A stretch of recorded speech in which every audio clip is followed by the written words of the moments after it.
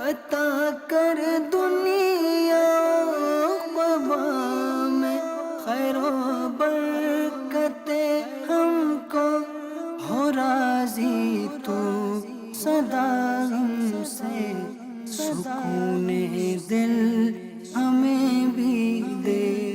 الحمدللہ رب العالمین والصلاة والسلام علی سید الانبیاء والمرسلین، اما بعد فاعوذ باللہ من الشیطان الرجیم، بسم اللہ الرحمن الرحیم۔ الصلاة والسلام علیک یا رسول اللہ وعلی آلک واصحابک یا حبیب اللہ۔ الصلاة والسلام علیک یا نبی اللہ وعلی آلک واصحابک یا نور اللہ۔ محترم اور پیارے اسلامی بھائیوں اور مدنی چینل کے ناظرین، ایک مرتبہ پھر ہم حاضر ہیں سلسلے میں۔ اس سلسلے کے اندر بیان ہوتے ہیں خیر و برکت کے اسباب۔ آج کے سلسلے میں بیان ہوگا کہ تجارت میں خیر و برکت کب آتی ہے۔ تجارت بڑا ہی اہم موضوع، اور ہر دوسرا تاجر اس بات کا شاکی نظر آتا ہے کہ اس کے کاروبار میں برکت نہیں ہے، اس کے کام میں برکت نہیں ہے، وہ تنگی کا شکار ہے، مشکلات کا شکار ہے، پریشانیاں ہیں۔ اور دیکھا جائے تو آج کی تجارت کے اندر بہت سارے ایسے اسباب پیدا ہو چکے ہیں جو ایک ذہنی تناؤ کا باعث بن چکے ہیں۔ ایک تاجر کو فکر ہوتی ہے مال کب آئے گا، مال راستے میں ہے، حالات کیسے ہوں گے، مال آ جاتا ہے تو پھر یہ فکر ہوتی ہے کہ مال کب بکے گا، مال بک جاتا ہے تو پھر یہ فکر ہوتی ہے کہ پیسوں کی وصولی کیسے ہوگی، پھر یہ فکر ہوتی ہے کہ ادھار میں سارا مال پھنسا ہوا ہے اور جو رقم لینی تھی وہ ادھار میں پھنسی ہوئی ہے تو نیا مال کیسے خریدے گا۔ تو اس کی جو فکریں ہیں وہ اس کا پیچھا نہیں چھوڑتی۔ کاروبار کے اندر اللہ تبارک و تعالیٰ نے بڑی ہی برکت رکھی ہے، لیکن اصل بات یہ ہے کہ کاروبار و تجارت کی برکت کب نصیب ہوگی، ہم کاروبار کی برکت، تجارت کی برکت کب حاصل کر سکتے ہیں۔ تو آج کی اس قسط میں دو پہلوؤں پر بات ہوگی، دو زاویوں سے گفتگو ہوگی۔ ایک اس اعتبار سے کہ کاروبار و تجارت اگر کوئی آدمی صبح کے اول حصے میں کرتا ہے، یعنی دن کے اول حصے میں کرتا ہے، صبح کے وقت سے اس کا آغاز کرتا ہے، تو اس حصے کے اندر برکت رکھی گئی ہے۔ اور دوسرے حصے میں ان پہلوؤں پر بات ہوگی کہ جن کی وجہ سے بے برکتی پیدا ہوتی ہے، نحوست پیدا ہوتی ہے، برکت اڑ جاتی ہے، اور وہ اسباب کہ جن کی وجہ سے کاروبار میں برکت پیدا ہو جاتی ہے، یا وہ اعمال جن کی وجہ سے کاروبار میں برکت پیدا ہو جاتی ہے۔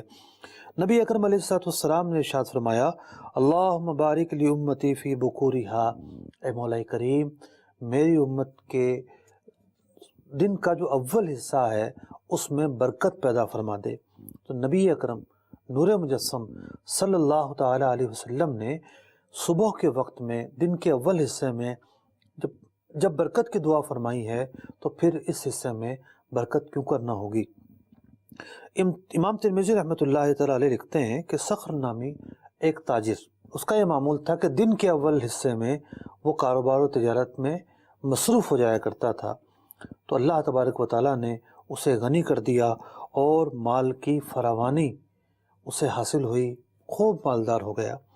تو صبح کے وقت میں برکت، اور اس وقت میں کام کا آغاز کرنے والا، کاروبار و تجارت کا آغاز کرنے والا، اللہ تبارک و تعالیٰ اسے برکت عطا فرماتا ہے۔ ایک اور حدیث پاک میں فرمایا گیا، باکروا فی طلب الرزق، کہ صبح کے وقت رزق کی طلب میں مصروف ہو جایا کرو، کیونکہ اس کے اندر اللہ تعالیٰ نے برکت رکھی ہے اور کامیابی رکھی ہے۔ آج آپ دیکھ لیجئے کہ جو کاروبار کی بنیاد ہے، مثال کے طور پر ہمارے دکانوں کے اندر کاروبار جو ہوتا ہے، یہ سب چیزیں کب بنتی ہیں؟ یہ فیکٹری میں بنتی ہیں، ملوں میں بنتی ہیں، کارخانوں میں بنتی ہیں، اور ان کا آغاز کوئی 12 بجے نہیں ہوتا۔ سیٹھ صاحب ضرور 12 بجے جاتے ہوں گے، لیکن اس کاروبار کا آغاز صبح سے ہو جاتا ہے۔ تو صبح کے وقت میں گھر سے نکلنے والا، رزق کی طلب میں نکلنے والا جب نکلتا ہے تو اسے برکت نصیب ہوتی ہے اور اسے کامیابی نصیب ہوتی ہے۔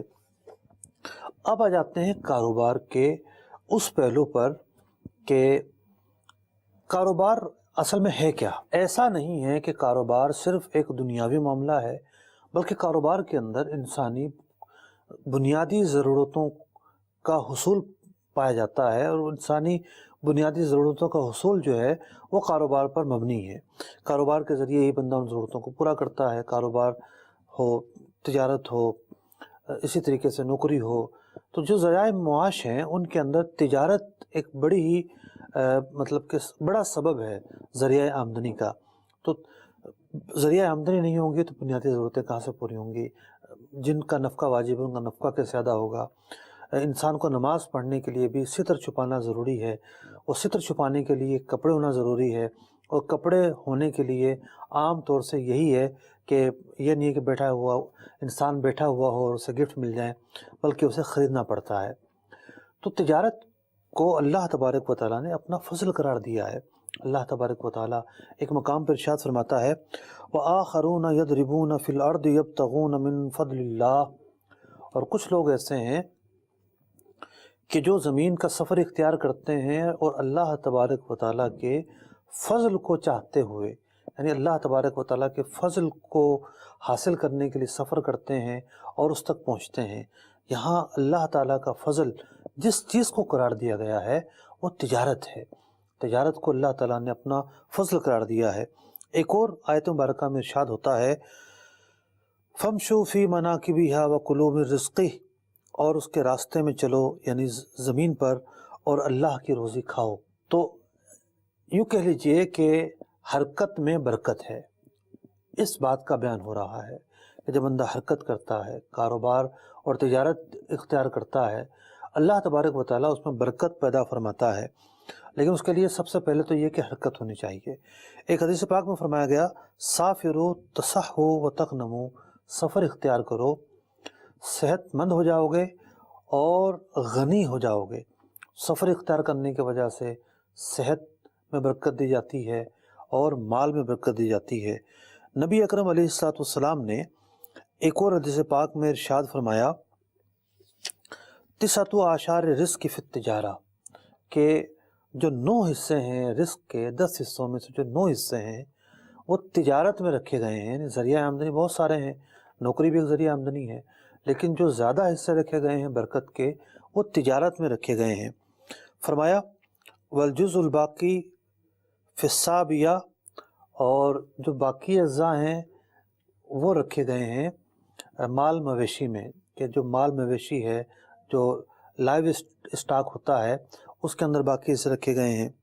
حضرت سیدنا علی المرتضیٰ کرم اللہ وجہہ الکریم سے روایت ہے کہ آپ ایک بازار میں آئے اور فرمایا السلام علیکم یا معاشرۃ التجار،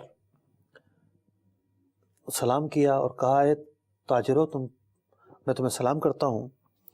فرمایا ایاکم الحلف، کہ قسم سے بچو، ان الحلف، کہ حلف وہ چیز ہے اس سے سودا تو ہو جاتا ہے، یمحق البرکہ، لیکن اس سے برکت اڑ جاتی ہے، برکت دور ہو جاتی ہے۔ وَإِنَّ التَّاجِرَ فَاجِرٌ إِلَّا مَنْ أَخَذَ الْحَقَّ وَأَعْطَاهُ، اور تاجر جو ہیں وہ فاجر ہوتے ہیں سوائے اس کے کہ جو تجارت کا حق ادا کرے، یعنی خیانت نہ کرے، بددیانتی نہ کرے، کم نہ تولے، جھوٹ نہ بولے، جھوٹا حلف نہ اٹھائے، پورا تول کر دے۔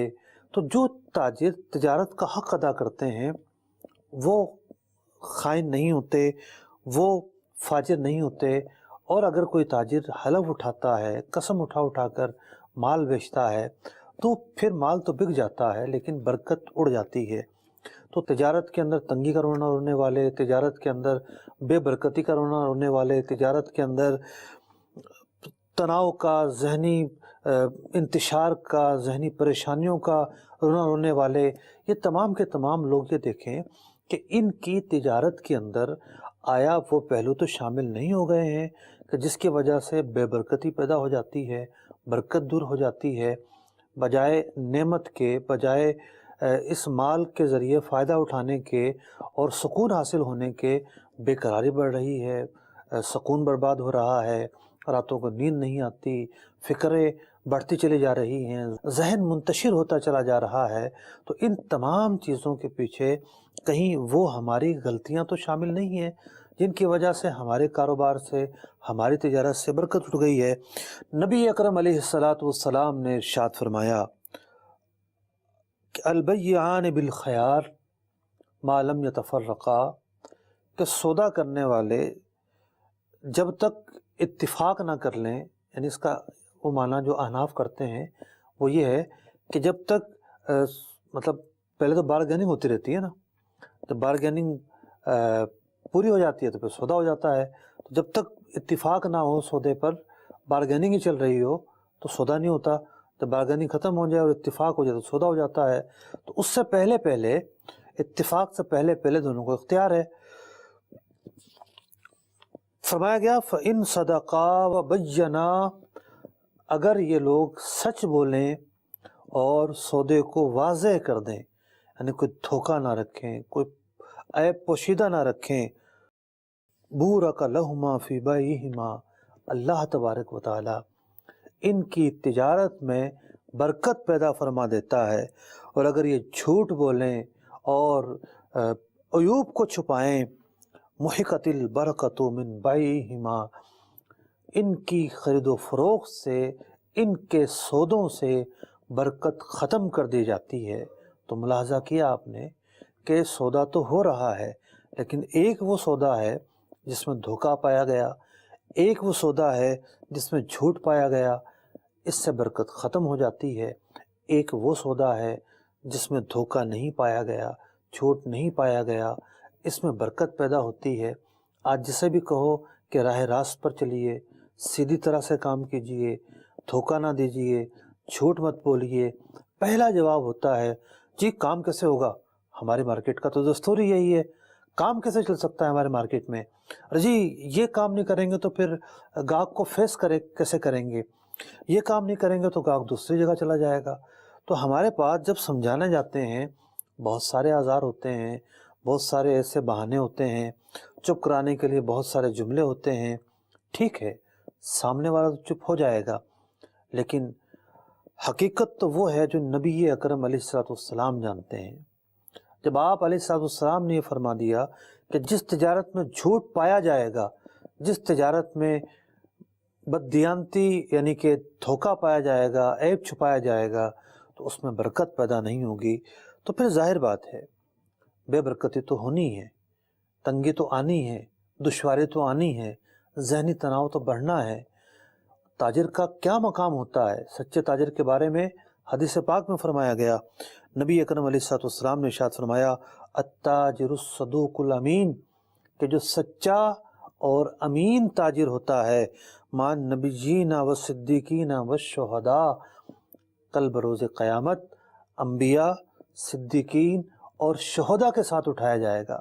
اس کی فضیلت کے اندر کیا بات پائی گئی کہ یہ سچا تاجر ہے جو اپنی تجارت میں جھوٹ نہیں بولتا۔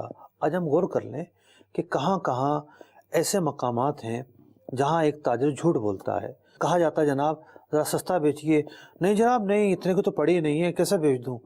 5 منٹ کے بعد اس سے بھی کم میں بیچ رہا ہوتا ہے۔ یعنی بعض اوقات انسان بغیر کسی وجہ کے جھوٹ بول رہا ہوتا ہے۔ خیر وجہ پائے جائے جب بھی جھوٹ نہیں بولنا، لیکن کہنے کا مقصد یہ ہے کہ جھوٹ اس کا تکیہ کلام بن چکا ہے۔ جب تجارت کے اندر جھوٹ تکیہ کلام بن چکا ہے، وہ اوصاف بیان کیے جاتے ہیں جو چیز کے اندر نہیں پائے جاتے۔ جب آپ خریدنے جاتے ہیں تو ہول سیلر کو کہتے ہیں یہ چیز خراب ہے، ردی ہے، اس کا فائدہ نہیں، گاہک نہیں لیتے، حالانکہ سب باتیں واقع خلاف ہوتی ہیں۔ جب آپ بیچنے لگتے ہیں تو اس میں وہ باتیں شامل کر کے بتاتے ہیں جو اس میں نہیں پائی جاتی، کہ جناب بہت پائیدار ہے اور جناب اس کے اندر یہ بھی فائدہ ہے اور یہ بھی فائدہ ہے اور یہ بھی فائدہ ہے، اور وہ فوائد نہیں پائے جاتے۔ جھوٹ کے حوالے سے پتہ نہیں کتنے ایسے مواقع ہیں جہاں بچ سکتے ہیں، بچنا چاہیے، بچنا ضروری ہے، لیکن نہیں بچ رہے ہوتے، جھوٹ کا شکار ہوتے ہیں۔ تو جب تک ہمارا ذہن یہ نہیں بنے گا کہ ہم نے تجارت کے اندر جھوٹ نہیں بولنا، سچائی سے کام لینا ہے، دھوکہ نہیں دینا، دیانتداری سے کام لینا ہے، جو عیوب ہوئے وہ بتا دیں گے یا پھر برات ظاہر کر دیں گے، بھئی یہ چیز ہے آپ کے سامنے دیکھ لیجئے، جیسے بھی ہے آپ اپنی ذمہ داری پر لے جائیے، یہ بھی ایک صورت ہوتی ہے تجارت کی۔ تو جب تجارت کے اندر یہ برائیاں نہیں پائی جائیں گی، یہ کوتاہیاں نہیں پائی جائیں گی، یہ برے اوصاف نہیں پائے جائیں گے تو ایسی تجارت یقینی طور پر اللہ کا فضل ہے. ایسا تاجر یقینی طور پر قیامت کے دن بلند درجے پر ہوگا، بلند مقام پر ہوگا. فقہائے کرام نے تجارت کے حوالے سے بہت بحث کی ہے اور اس کو ایک انتہائی عمدہ پیشہ قرار دیا ہے کہ یہ وہ پیشہ ہے کہ جو نبی اکرم علیہ الصلوۃ والسلام نے اختیار کیا، انبیاء علیہ السلام نے اختیار کیا، صحابہ کرام علیہم الرضوان نے اختیار کیا. تو عہد کیجئے، ارادہ کیجئے، عزم کا اظہار کیجئے کہ ہماری تجارت سچی تجارت ہوگی، برکت والی تجارت ہوگی. برکت کا معنی یہ نہیں ہے کہ مال کی فراوانی ہی کو برکت کہتے ہیں. کتنے تاجر ایسے ہیں پر ڈھیروں مال ہوتا ہے، لیکن ایک وقت آتا ہے کہ ڈاکٹر کہہ دیتا ہے کہ جناب آپ نے یہ چیزیں نہیں کھانی، خبردار یہ چیزیں آپ نے کھائی ہوں. اللہ کی نعمتیں ہیں لیکن اس پر وہ نعمتیں ایذا کا سبب بن جاتی ہیں. مال موجود ہے لیکن ڈکیتی ہو جاتی ہے، مال موجود ہے لیکن پھر بھی لوگوں کے پاس پھنسا ہوا ہے اور کہاں سے پورا کیا جائے اور جو مانگنے والے ان کو کہاں سے دیا جائے. مال موجود ہے لیکن خراب ہو جاتا ہے، مال موجود ہے لیکن روزانہ جھگڑے ہیں. تو خیر و برکت کا ایک بہت وسیع مفہوم ہے. خیر و برکت جس کو حاصل ہوتی ہے اسے سکون حاصل ہوتا ہے، اسے تھوڑے پر قناعت نصیب ہوتی ہے، تھوڑی چیز میں بھی برکت نصیب ہوتی ہے، اسے سکون، قرار، عزت، اطمینان حاصل ہوتا ہے. تو برکت کا ایک بہت وسیع مفہوم ہے. مال کی فراوانی برکت نہیں ہے. تجارت کا پھیلنا، اس میں وسعت کا آنا اور دن بدن مالدار بننا صرف یہ برکت کی علامت نہیں ہے. برکت کی بہت ساری علامات ہیں. تو کوئی یہ نہ سمجھے کہ جی میں بددیانتی سے کام کرتا ہوں پھر بھی میرے پاس اتنا مال آ رہا ہے، میں دھوکے سے کام کرتا ہوں پھر بھی میرے پاس اتنا مال آ رہا ہے، میں جھوٹ بول کر کام کرتا ہوں پھر بھی میرے پاس اتنا مال آ رہا ہے. یہ سوچنے والا اس بات کو نوٹ کر لے کہ اضافہ اور زیادتی ہی برکت نہیں ہے. برکت سکون، اطمینان، قرار، عزت اور روحانیت جسے حاصل ہوگی اس کا نام برکت ہے. کیا صحابہ کرام علیہم رضوان کام کاج نہیں کیا کرتے تھے؟